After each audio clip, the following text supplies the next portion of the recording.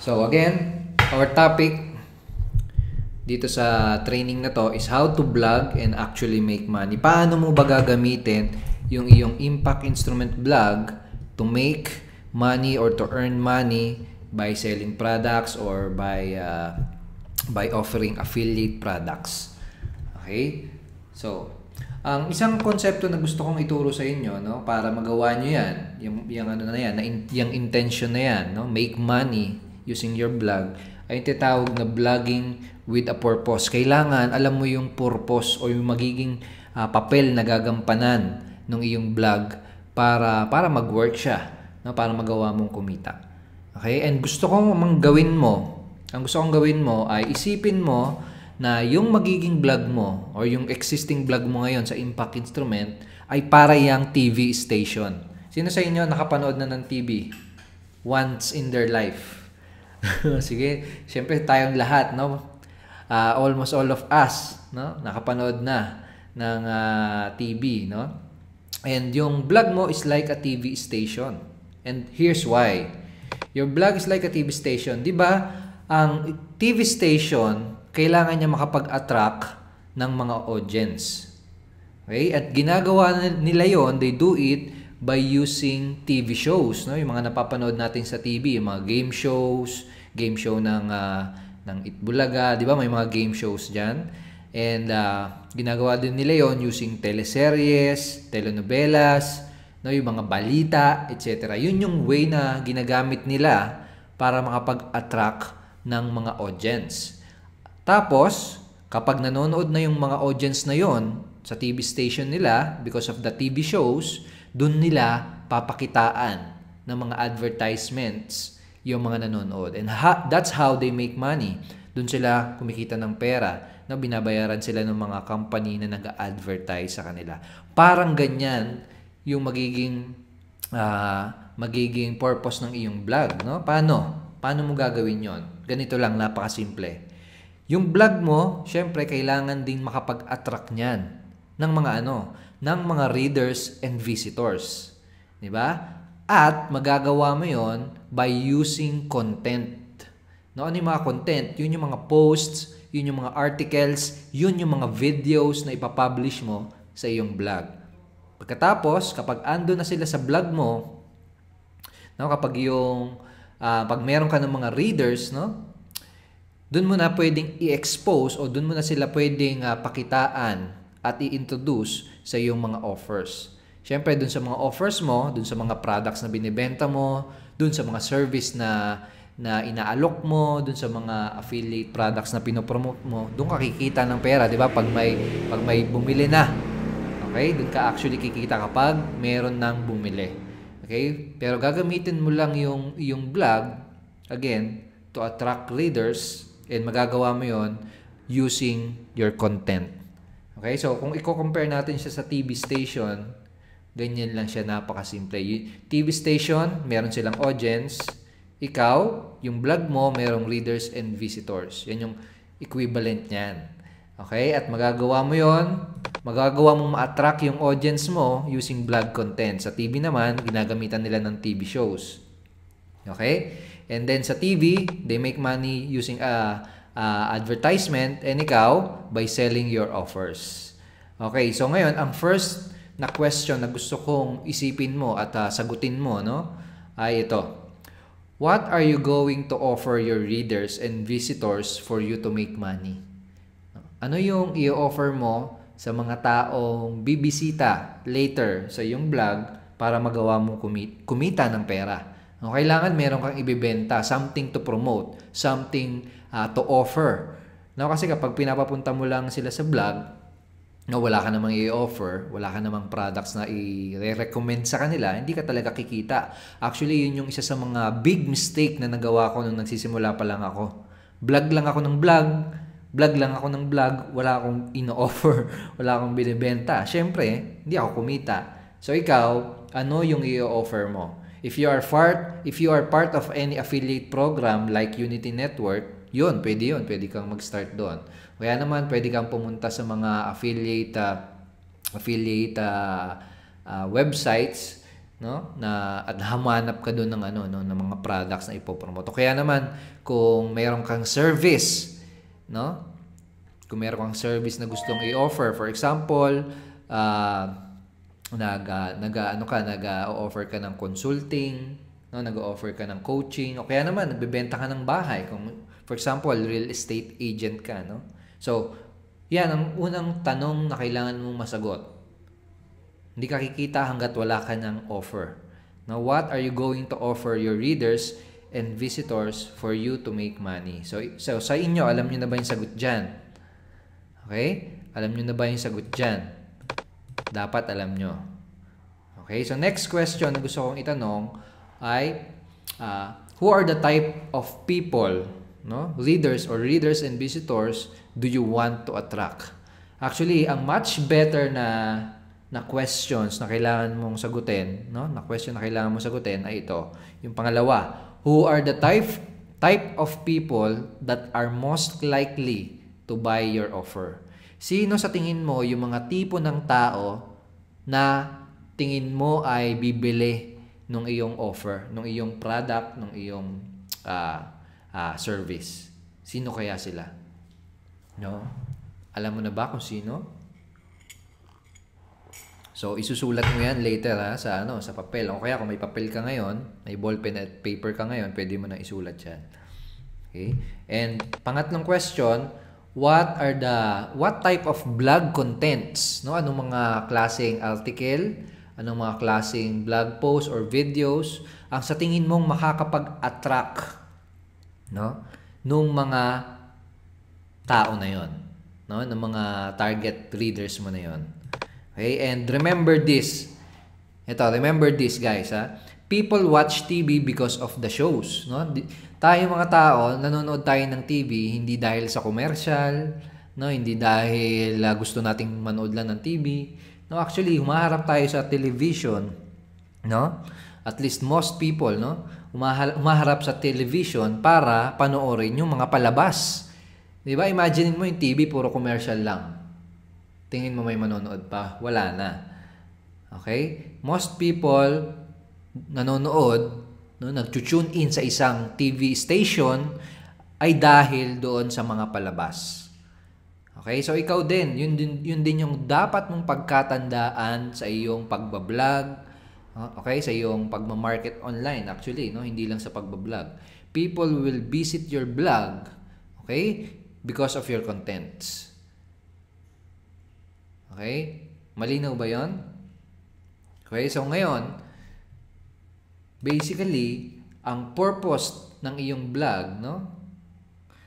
Kung magiging kung i-adapt mo na yung blogging with a purpose na concept, ay ito dapat yung palagi mo tandaan. The purpose of your blog is to attract the people who are most likely to buy your offers. Ang papel lang niyan ay para i-attract, no, yung mga tao na most likely bibili, no? Hindi ang purpose niyan ay ibenta yung product mo, kasi yung iba ganun nakikita ko may mga blog post binibenta na agad doon yung mga supplement nila, no? Gumagawa ng mga post na na nagbebenta kaagad, nagpi-pitch kaagad, no? Ang purpose lang niyan ng mga blog post mo, ng mga article mo is to attract first, no, yung mga tao na most likely bibili at magiging customer mo. Okay, at magagawa mo 'yon by publishing contents, no, na magiging interesado yung mga target readers mo. Okay, kapag ando na sila, no? Kapag ando na sila doon sa blog mo, tsaka mo lang sila pwedeng i-expose or i-lead at papuntahin sa yung mga offer page. Okay, so parang ganito 'yan. Kung i-visualize natin, gagawa tayo ng visualize process, no? Target readers mo, unang-una, i-attract mo sila using your contents on your blog. Okay? And then sa blog mo, may offer sila. And then after mo silang pakitaan ng offers, tsaka doon mo sila i-lead sa iyong sales funnel. So, bigyan ko kayo ng magandang example. Okay, para mas maintindihan. If you are selling, sabihin natin nagbebenta ka ng mga property, no? Like condo. Okay? If you are selling properties like condos, no? Yan yung offer mo basically. Diyan ka kikita kapag may bumili ng condo mo. Okay? If you are selling properties like condominiums, you need to publish contents that will interest condo buyers. Okay? Publish ka ng content na magiging pagkakainteresan na basahin ng mga condo buyers. For example, ito, 7 useful tips when buying a condo unit. Kaya naman, things to remember when buying a condo in the Philippines. And actually, mga totoong blog post yan na nakita ko while doing a quick search on Google, no? So yan, no? These are highly traffic blog, no? Marami nagpupunta dito sa blog na to dahil sa mga content, no? So another example, ito, 7 useful tips when buying a condo unit. Okay, so ito question, tingin mo yung mga tao na gustong bumili ng condo in the very near future, tingin mo magiging interested na basahin yung mga ganong contents? Yes or no? Tingin mo yung mga interested na people na bibili ng condo ay tingin mo magre-research ng mga ganong klaseng information sa internet? No? Ang sagot is yes, no? People who are looking to buy a condo property would be interested in reading those content, no? So, dahil nga interested silang basahin yung ganong klaseng content, they will be visiting your blog, no? Para syempre, para basahin yung content mo. Tapos pag andun na sila sa blog mo, you can start exposing them to your offers. Okay, ganun kasimple. Another example, if you are selling weight loss products, no, like slimming supplements or weight loss training programs, sabihin natin mga ebook, mga training videos about weight loss, no? Yan yung offer mo. Yan yung ibinebenta mo, sabihin natin. You need to publish. You need to publish contents that will interest people who wants to lose weight. For example, 10 useful tips for weight loss, how to lose weight faster but safely. Para mga ganyan. Ito actually yung mga real examples na pinapublish ng mga blog, no, na tina-target yung mga ganyang klaseng readers. Ayan. 10 weight loss tips, we tried them, no? How to lose weight faster but safely. So madaming tao nagpupunta diyan because they are interested, no, to read those content dahil nga gusto nilang magpa-sexy, no? So people who wants to lose weight, again question, tingin mo yung mga tao na gustong magpa-sexy, magpapayat would be interested to visit that blog and to read those content? Yes na yes naman, di ba? Pupuntahan nila yung blog. Tapos dun sa blog, dun na nila o-offeran, no? In this blog, in this example, mga Google Ads yung kanilang way, no? Kanilang way para kumita. Pero kung sakaling ikaw nagbebenta ka ng sabihin natin weight loss training program, syempre ang ilalagay mo doon ng mga offer ay yung mga weight loss training program na yon. Yung banner mo, no, imbis na yan, yung banner mo ay yung mag-i-introduce sa kanila doon sa offer mo na yon. So nagigets ba yon?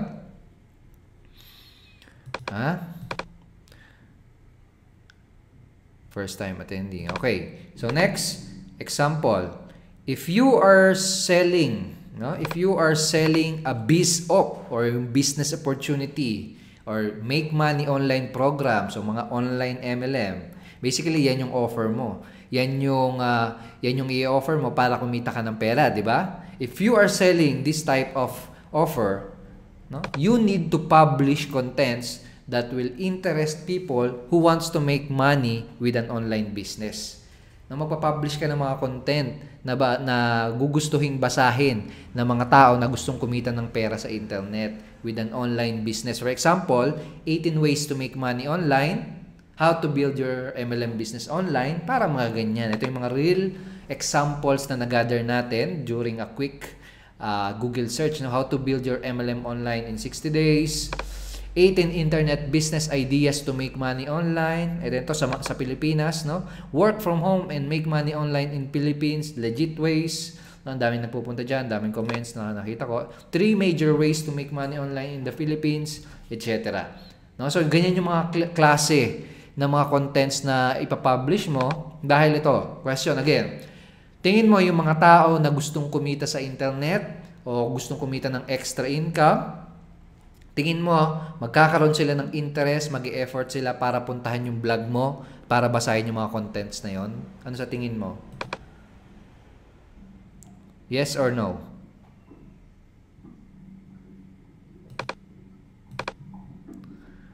Sige nga. Siyempre, yes. Okay, so ganun. Ganun mo gagamitin yung vlog mo, no? Hindi ka kagad magbebenta sa vlog mo. Again, ang purpose ng iyong vlog ay para lamang makapag-attract ng mga tao na most likely bibili ng iyong offer. So, gusto kong itatak yan sa isip ninyo, no? The purpose of your vlog is to attract. No? Attract lang muna. And magagawa mo yon by publishing content. No? Publishing content na nababasahin ng mga target audience na yon, yung mga target readers na yon. And pag nasa vlog na sila, doon mo na sila i-expose, doon mo na sila i-lead sa iyong mga offer.